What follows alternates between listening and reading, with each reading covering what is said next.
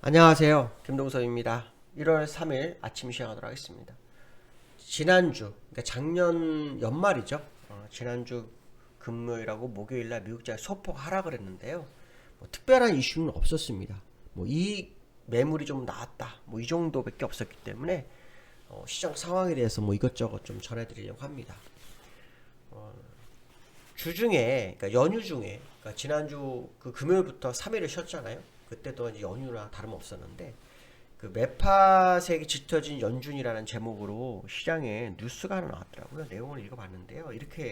이런 내용이 있었습니다. 미국이 금리 인상을 그 지난번 FOMC를 통해서 내년도에 3번, 그러니까 올해 3번, 내년도에 3번, 2024년도에 2번 이렇게 한다고 했잖아요. 근데 시장에서는 올해 3번이 아니라 4번을 예상하는 그런 발언이 나옵니다. 그래서 월가 쪽에서는 올해 4차례 금리 인상 가능성을 제기를 합니다. 그 이유가 이겁니다. 이건 가능성이 있는 얘기더라고요. FOMC가 회의를 할 때 투표하는 의원 수가 있어요. 의원 수가 12명입니다. 그 중에 8명은 연준 이사고요. 4명은 지역은행 총재입니다. 근데 그 지역은행 총재 4명과 그 다음에 연준 의사들 중 일부가 교체가 된다고 하네요. 이게 이제 키포인트였습니다. 그 중에서 연준 의사 4명이 교체가 되는데요. 4곳이 어디냐면 캔자스 시티, 클리블랜드, 세인트루이스, 보스턴 이 4곳입니다. 근데 여기 재미난 게 뭐냐면 캔자스 시티의 에스터 조지는요. 작년 내내 한 말이 있습니다. 신속한 금리 인상을 해야 한다. 인플레이션이 심각하다라고 계속 얘기했던 사람 중에 하나가 에스터 조지입니다.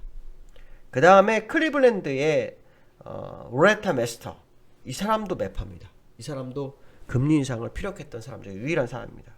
그 다음에 세인트루이스에 누가 있냐면 혹시 들어보셨는지 알면 아실 텐데 제임스 블라드 이 사람도 투표권을 갖습니다. 그러면 연준이사 4명 중에서 그러니까 연준이사가 8명 그 다음에 지역중 4명 중에서 그 4명이 교체가 다 되는데 그 중에 3명이 매파로 바뀌었고요. 그 다음에 또 하나가 있는데 보스턴입니다. 보스턴. 근데 이 보스턴의 연은 총재는 지난번에 주식 매매한 것 때문에 문제가 돼서 교체가 됩니다. 교체되기 때문에 이 사람은 어떻게 될지 모르겠죠. 그래서 지금 현재는 투표를 못하죠. 그러니까 이번에 교체되면 현재 4개 지역 총재들이 투표권을 갖겠는데 이게 다 매파로 바뀝니다.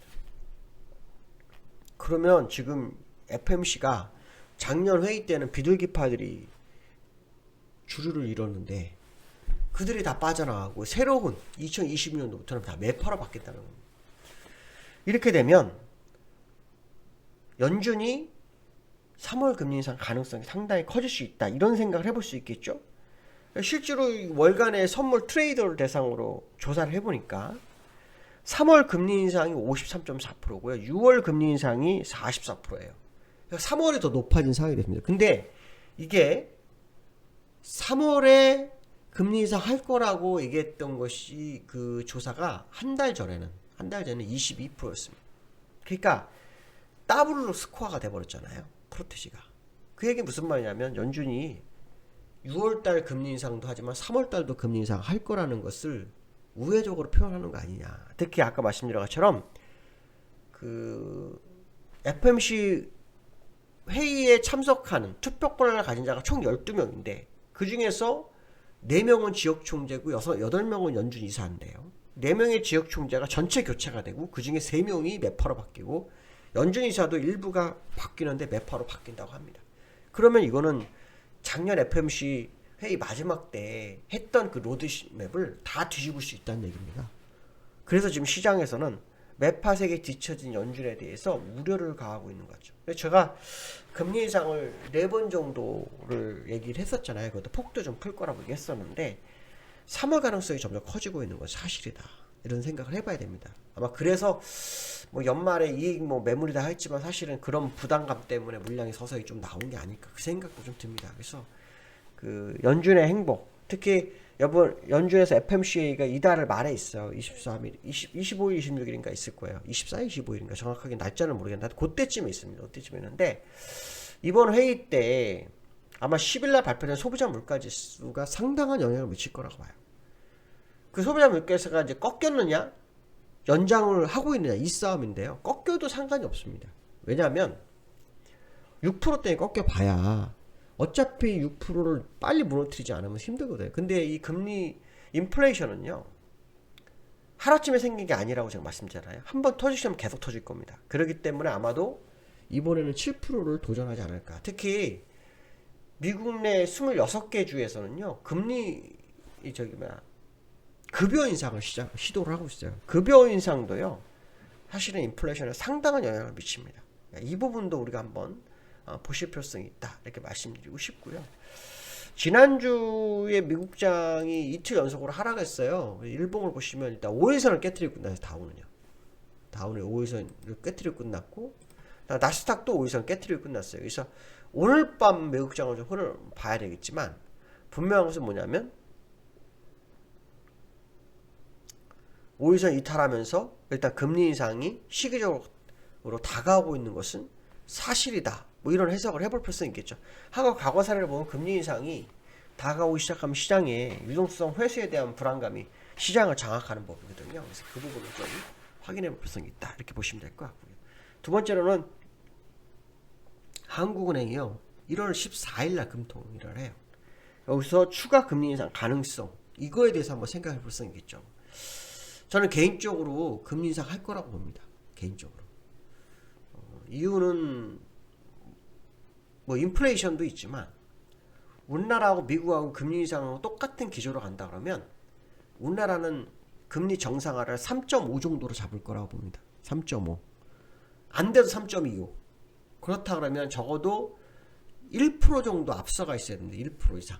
네. 그렇기 때문에 미국이 금리 인상 하기 전에 우리는 금리 인상을 할 거다라는 생각을 하고 있고요. 두 번째로는 이주열 한은 총재가 올해 3월에 임기가 만료돼요. 그러면 실제로 근무는 2월까지 하잖아요. 그러면 작년 8월에 금리 인상에서 8, 9, 10, 11, 12, 그 다음 1, 2 학기 6개월, 7개월 사이에 금리를 2번 올리고 이제 마지막으로 3개월 남은 상황이 됐단 말이에요. 그렇죠?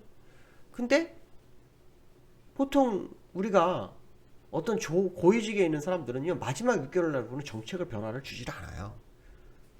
근데 금리를 2번 올렸다. 이것도 변수가 아니냐.